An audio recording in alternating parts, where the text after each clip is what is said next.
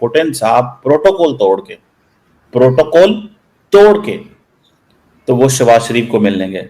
पहले इन्होंने ऐसे एक दूसरे को सलूट किया, वो शी जिनपिंग को क्रॉस किया, वो शहबाज शरीफ के पास पहुंचे। ये वैल्यू है। और आपको पता है शहबाज शरीफ को रशियन भी आती है थोड़ी सी, तो वो आपस में उन्होंने गपशप मारी होगी। मोदी साहब को तो समझ भी नहीं आ रही होगी ये क्या बातें कर रहे हैं।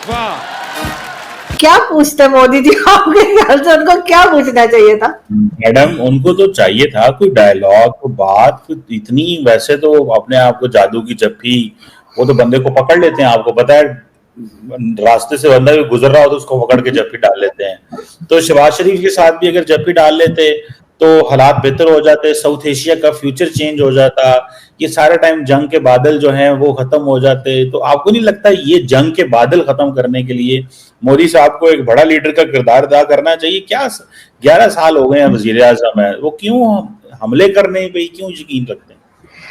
सर इसलिए कि यहाँ के लोग भी नहीं चाहते कि जो जंग के बादल हैं वो खत्म हो। यहाँ पर भी लोगों का उसी में फायदा है, वरना आप भला बताइए। आपने देखा था लास्ट टाइम जब पहलगाम का इंसिडेंट हुआ था, या पहलगाम अटैक जो हुआ था, उसके बाद मोदी जी उस वक्त सऊदी अरेबिया के विजिट पर थे। वो अपना विजिट शॉर्ट करके और वापस आ गए थे। या उस वक्त कितने लोगों की जाने गई थी? 27 या 28 लोगों की जान गई थी। यहाँ पे कई सौ लोग जो अभी तक मर चुके हैं फ्लड में, और हमारे प्राइम मिनिस्टर 6 दिन के विजिट पर पहुंच गए हैं चाइना, और मतलब सबको ले गए हैं साथ। मुझे तो समझ में नहीं आ रहा कि आपके मुल्क में इमरजेंसी, आपके मुल्क में इतनी आफत आई हुई है, तो भाई आप भी ऐसी मीटिंग अटेंड करें 2 दिन में और वापस आ जाए। नहीं, अव्वल तो उसमें भी नहीं जाना चाहिए था कि जी हमारे यहाँ इतना फ्लड आया हुआ है, हम इतने परेशान हैं, हमारे आफत मची है, हम जगह जगह अब लोगों से डोनेशन भी लेना शुरू हो गए दुनिया में। और हमारे प्राइम मिनिस्टर जो है वो वहां पर चाइना में 6 दिन के विजिट पे चले गए और सबको साथ ले गए, किसी को नहीं छोड़ा। मेरे ख्याल से मैं और आप रह गए, आप क्योंकि कंट्री में नहीं है और मैं क्योंकि ट्रेवल नहीं करती हूँ, तो इस वजह से मुझे नहीं ले गए। तो सर बाकी तो कोई पाकिस्तान में उन्होंने छोड़ा ही नहीं है, सबके सब वहां पहुंच गए। तो सर ऐसे में, और दूसरा मोदी जी जिनके साथ जप्पियां डालते हैं, बातें करते हैं, सर उनकी कोई पोजीशन है, वो दुनिया से जगह जगह जाकर पैसा नहीं मांग रहे। वो लोग कोई ये नहीं कह रहे कि जी हमें फाइटर जेट दे दो उधार पे, कोई से ये नहीं कह रहे हमें इतने 1 मिलियन के लिए सर नाके नहीं रगड़ रहे वो, यानी वो रशियन से बात कर रहे हैं, वो जाके चाइना को चप्पी लगा रहे हैं। आप कमाल कर रहे हैं चीमा साहब। मैडम आपने कहा उनकी पोजीशन है, हमारे से बेहतर किसकी पोजीशन है? 6 जहाज गिराए हैं, पोजीशन और जहाज और क्या कहते हैं, रोज ट्रंप कह रहा होता है, सुने मेरी बात सुने ना, पोजीशन की आप बात कर रही हैं। आप मुझे बताएं, इंडियन पार्लियामेंट के अंदर आज भी बहस हो रही है कि ट्रंप, कहो कि ट्रंप ने सीज फायर नहीं कराया, ट्रंप झूठ बोल रहा है, और हमारी वजह से इंडिया और अमेरिका के ताल्लुकात में इस वक्त एक बहुत बड़ा रखना आ चुका हुआ है, क्योंकि नरेंद्र मोदी मान नहीं रहे। हम तो इतने ताकतवर हैं कि जो है वो इंडिया अमेरिका के ताल्लुकात के अंदर प्रॉब्लम आ गई है हमारी वजह से। हम ये समझते हैं, बहुत सारे लोग पाकिस्तान में समझते हैं कि अगर नरेंद्र मोदी मान जाते और कहते हाँ ट्रंप ने सीज फायर में किरदार अदा किया है, तो इंडिया के साथ ये 50% टैरिफ और दिस एंड दैट ना होता। कई लोगों का ये भी कहना। तो मैडम एक बात बताएं, आप कह रहे हैं कि हम देखें, इंडियन फौज ने ये कहा नहीं था कि हमें तो लाइव पाकिस्तान की फौज देख रही होती है, तो हम कोई आम प्लेयर थोड़ी हैं। ये तो फिर उनकी फौज से पूछा जाए ना। अब आप वैसे जो है वो पाकिस्तान की शहबाज शरीफ साहब की लीडरशिप को नहीं मानना चाहती तो ना माने, लेकिन जहाजों वाले मामले में, लड़ाई वाले मामले में जब भी हुआ है तो पाकिस्तान ने जो है वो टॉप किया है। आप देख ले, दुनिया कह रही है, आप बेशक ना माने, लेकिन दुनिया कह रही है कि पाकिस्तान ने जहाज गिराए हैं, ट्रंप ने भी कह दिया। वैसे सर अब जहाजों से आगे भी निकल आइए, आप लोग कब तक जहाजों में ही फंसे रहेंगे? और वैसे भी दुनिया तो अगर ये माने कि पाकिस्तान बिजनेस में अच्छा है जी, आप वो 65-71 से बाहर नहीं निकल रहे। अभी जहाजों को गिरे तो 4 महीने हुए, अभी तो हमने इसके ऊपर एंजॉय करना है, अभी तो हमने इनको साबित करवाना है इनको कि ये माने कि इनके कितने जहाज गिरे हैं। अभी तो ये मानेंगे। मैडम क्या करती हैं आप? थोड़ा सा कहें ना मोदी साहब को। आपका तो आपको देख के सुनते हैं, मुझे किसी ने बताया अंदर से पीएमओ से मुझे आवाज आई। सर देखें, हमारी प्रॉब्लम यही है, जिस दिन दुनिया हमें ये मानेगी कि हम बिजनेस में अच्छे हैं, हम बिजनेस अच्छा करते हैं, इसीलिए वो इंडिया से बात कर रहे हैं सर सब लोग, चाहे रशियन प्रेसिडेंट हो, चाहे हालांकि चाइना से उनका कितना झगड़ा रहता है, लेकिन फिर भी चाइना इंडिया से बात कर रहा है क्योंकि उन्हें बिजनेस करना है सर। हमारे साथ उन्हें किस बात का बिजनेस करना है? हम तो यही बताते रहते हैं कि जी कभी 71 की वॉर जीत गए हम, कभी हमने 65 की वॉर में जीत गए, कभी कारगिल का जो ब्लंडर है उसको बताते रहते हैं, और अब एक नया तमाशा हमने ये शुरू किया है कि हर वक्त यही कहना है। अगर यही कुछ करना है, यही बताना है, यहाँ तक कि जो फ्लड आया उसके ऊपर भी हम कह रहे हैं कि जी भारत की वजह से फ्लड आया है, तो सर फिर वो हमसे क्यों बात करेंगे? और जो वहां पे खड़े हुए थे प्राइम मिनिस्टर शहबाज शरीफ, मेरा ख्याल है उनको तो उस रास्ते में खड़ा ही नहीं होना चाहिए था, ताकि इस तरह की फुटेजेस ना आती, इस तरह की स्टिल्स ना आते कि वो अजीब तरीके से खड़े हुए हैं और उनसे कोई बात ही नहीं कर रहा। चले मोदी जी नाराज है ना, तो वो रशियन प्रेसिडेंट को क्या हुआ था, वो भी उनके साथ ऐसी बातें करते करते निकल गए कि उन्होंने देखा ही नहीं कि हमारे प्राइम मिनिस्टर खड़े होते, इतना नोटिस गए। मैडम बाद में जाके झपिया डाली है, बाद में झपिया डाली है उन्होंने भी, शहबाज शरीफ साहब भी झपिया डालने में कोई कम नहीं है।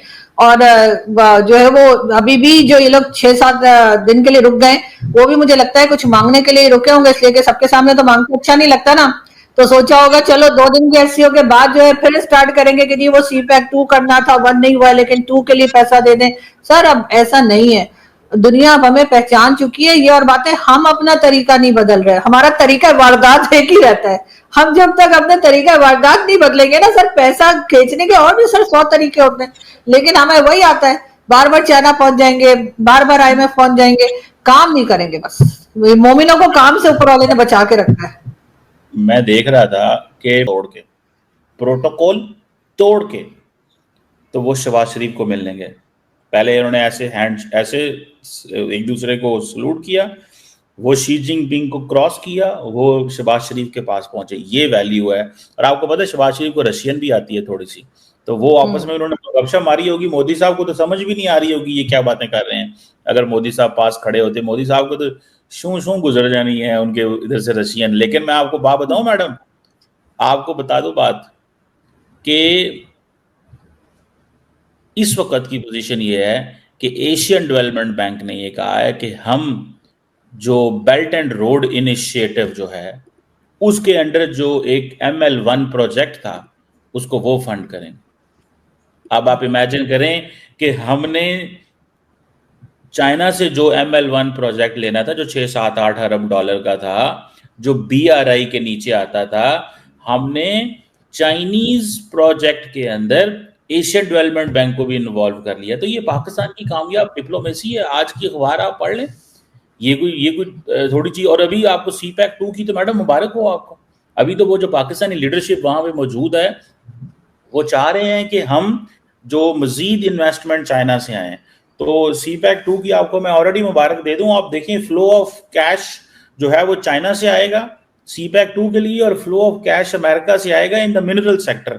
तो मैडम चीजें बहुत बेहतर होने वाली हैं। थोड़ी सी आप भी माने ना मैडम इस चीज को कि शहबाज शरीफ साहब ने जो है वो काफी काम किया है, और इसमें इंडिया जो है उसको हम देख रहे थे बड़ी तरक्की कर रहा था, तो हमने सोचा कि इकोनॉमिकली भी स्ट्रांग होना पड़ेगा। जहाज गिराए हैं तो जहाज उड़ने भी चाहिए, हमारे भी PIA और बाकी जहाज उड़ने चाहिए। आपको लगता है कि CPEC 2 कामयाब होगा मैडम? सर बिल्कुल मुझे लगता है कि CPEC 2 का तो पता नहीं, लेकिन हमारे लोग जरूर कामयाब होंगे, इसलिए कि हमें दूसरे से पैसा खींचना आता है जो भारत को नहीं आता। ये अपने ही पैसों से अपनी चीजें खरीदते रहते हैं और उसके बाद चौड़े होते रहते हैं कि जी हमने जो है पेमेंट देकर सामान लिया है, आपकी तरह भीख मांग के या उधार पे नहीं लिया है। लेकिन सर उधार लेना ज्यादा प्रॉब्लम होती है, उसमें ज्यादा टैलेंट चाहिए होता है, ये भारत के लोग कभी नहीं समझ पाएंगे। इसी वजह से ये अपनी इकोनॉमी पे सारा दिन काम करते रहते हैं और ये कहते हैं जी 4 ट्रिलियन डॉलर्स की इनके पास रिजर्व्स हैं, और कभी कोई बात करते हैं, कभी कहते हैं नहीं हम तो कैश देके फिर सामान खरीदते हैं, आपकी तरह उधार नहीं लेते। तो इन्हें पता नहीं है सर कि हम कितने टैलेंटेड लोग हैं। हमने हमारे पास उधार का लिया और ऊपर वाले का दिया, सब कुछ है, तो हम उसके बाद उधार वापस भी नहीं करते बार बार। अभी रिसेंटली कुछ दिन पहले ही शहबाज शरीफ साहब गए थे और उन्होंने कहा था कि जी CPEC के लिए वहां पे वो रेलवे सिस्टम बनाना चाह रहे हैं, तो उन्होंने 5 या 6 बिलियन डॉलर की बात की थी शी जिनपिंग से। तो उन्होंने, मैंने सुना उन्हें नूडल्स खिला के और घर वापस भेज दिया कि बेटा निकलो इधर से, हमारे पहले वाले पैसे तुमने दिए नहीं है और अभी फिर लेने आ गए। उसके बाद फाइनेंस मिनिस्टर भेजे गए थे, उन्होंने जाकर उनसे कहा कि जी जो हमने आपका लोन, जो अभी हमने किस्तें आपको देनी है या इंस्टॉलमेंट्स जो आपको देनी थी, उसको जी थोड़ा आगे कर दीजिए, हमारे पास नहीं है पैसा। सर इस पोजीशन में से जब तक पाकिस्तान नहीं निकलेगा, जब तक अपने आप को हम इस काबिल नहीं बनाएंगे कि हम खुद कहीं पे इन्वेस्ट कर सकें, हम खुद अपना सामान अगर कोई हमें चाहिए, अगर कोई चीज भी हमें चाहिए हम उसके लिए पेमेंट कर सकें, तो सर उसके लिए तो लोग तो हमें सलाम करेंगे ही ना। वो अपने शायद पूरा नहीं देखा होगा, रशियन ने कहा होगा सलाम अलैकुम, कोई फ्री का ऑयल या कुछ मत मांगना, ये भी कहा होगा। वो आपने आधा वीडियो देखा है शहबाज शरीफ साहब का। मतलब आपको सिर्फ वो सलवार, सर हमें तो दुनिया सल्यूट करती है, हमें दूर से देखते लोग कहते हैं सलाम अलैकुम, माफ करो। जय हिंद दोस्तों, स्वागत है आप सभी का हमारे चैनल पर। आप देख रहे हैं इंडिया वेब न्यूज़। कमर चीमा अपने ही ख्वाबों में जीते हैं। अभी इन्होंने कहा कि पुतिन साहब प्रोटोकॉल तोड़ के शहबाज से हाथ मिलाने के लिए दौड़ पड़े। भाई साहब, आपने वीडियो देखी होगी, आप ईमानदारी के साथ बताओ, क्या शहबाज से मिलने के लिए पुतिन खुद भागे थे? भाई वो पीछे पीछे ही पड़ गया बंदा। पुतिन ने ऐसा इग्नोर मारा, लेकिन जब कोई बंदा पीछे पड़ ही गया, हाथ मिलाने के लिए ज़बरदस्ती कर ही रहा है, तो भाई अगले ने हाथ मिला लिया था। अगर तुमको ये देखना है हैंडशेक डिप्लोमेसी क्या होती है और रियल डिप्लोमेसी क्या होती है, तो आपको पुतिन को और मोदी को देखना चाहिए। जो एनर्जी रहती है ना, वो यहाँ पर ना सिर्फ एक कहते हैं ना इंस्टाग्राम के मूवमेंट के लिए है और कुछ नहीं है। मोदी साहब जब पुतिन से मिलते हैं तो एनर्जी डील्स की बात होती है, डिफेंस कॉपरेशन की बात होती है, ग्लोबल साउथ की लीडरशिप की बातें होती है। लेकिन शहबाज शरीफ मिलता है तो वो सिर्फ कटोरा लेकर पहुंचा होता है और भीख मांगता है कि माई बाप थोड़ा रहम कर दो, थोड़ा कुछ हमें दे दो। शहबाज शरीफ से हाथ मिलाना सिर्फ एक शिष्टाचार था, प्रोटोकॉल था और कुछ नहीं था। पाकिस्तान को चाहिए कि वो हैंडशेक गिरने के बजाय अपनी फॉरेन पॉलिसी और इकोनॉमी को मजबूत करे। और चीमा को तो वैसे भी खुजली हो गई है, कह रहा कि मोदी साहब का क्या बिगड़ जाता अगर वो हाथ मिला लेते, साथ में खड़े हो जाते। मोदी साहब ने साफ कहा है कि भाई आतंकवाद और बातचीत दोनों साथ साथ नहीं चल सकते। ये चीज़ें तुमको माननी है, तुमको समझनी है। जब तक तुम इसको नहीं समझोगे कुछ नहीं हो सकता। आप चाहें कि एक तरफ हम भारत के साथ उठना बैठना भी करते रहें, ट्रेड करते रहें, बातचीत करते रहें, दूसरी तरफ हम कश्मीर में आतंकवाद को भी फैलाते रहें, तो ये चीज़ें नहीं चलती हैं। इन सब चीज़ों से बाहर निकलिए, तभी भारत के साथ आपकी बातचीत होगी। वरना ऐसे ही हमने अमेरिका को भाव नहीं दिया, तुम किस खेत की मूली हो भाई? आप लोग क्या कहते हैं कमेंट करके बताएं। चैनल पर अगर नए हैं तो चैनल को सब्सक्राइब करें, इस वीडियो को लाइक करें और शेयर करें। जय हिंद, जय भारत।